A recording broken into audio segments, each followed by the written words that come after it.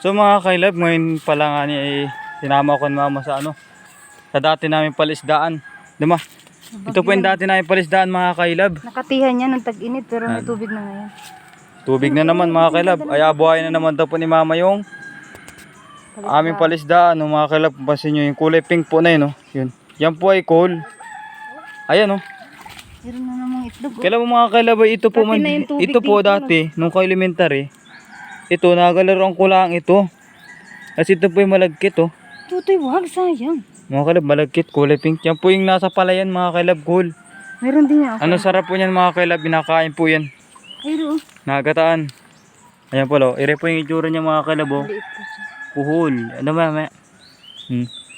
Mga kailab Ayun, kuhol yan, kuhol. Yung kulay yan. Anong sarap yan sa kinataan mga kailab? Yung palagatik, meron pa dun Ayan. Sayang kasi. Mag-alaga na kayo mga kailab, libreng pang ulam yan pag marami yan.